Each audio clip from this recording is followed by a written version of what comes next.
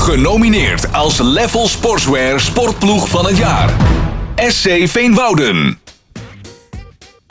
Mijn naam is Wietse Veenstra, ik ben 29 jaar. Sinds mijn 5e voetbal ik bij Sportclub Veenwouden. Sinds nu 10 jaar voetbal ik in de A-selectie. Als eerste ben we hier gepromoveerd naar een historische eerste klasse. En naast dat ik spits ben van Veenwouden, ben ik sinds dit jaar ook verzorger van de A-selectie.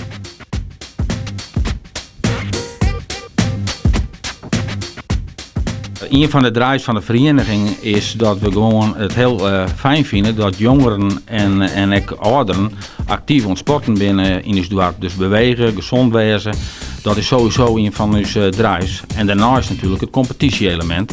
We willen graag voetballen om te presteren.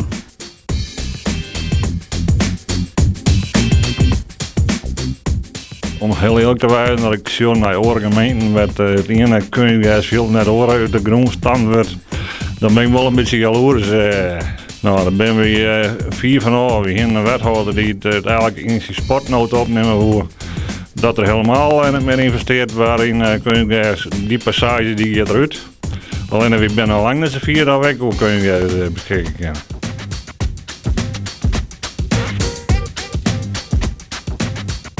Wij zijn beide chinstanders in deze competitie nooit het chin komen.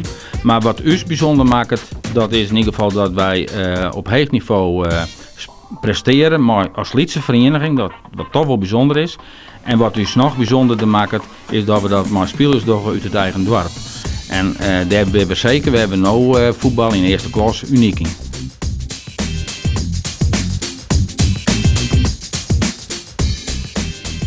Onze ambitie is natuurlijk om zo hoog mogelijk te voetballen, zo lang mogelijk. Maar een vrij snelle selectie. Die eigenlijk wat al je spelers binnen uit eigen dorp. En nu is natuurlijk de kunst om het zo lang mogelijk vol te houden. En zien dat we handhaven kennen.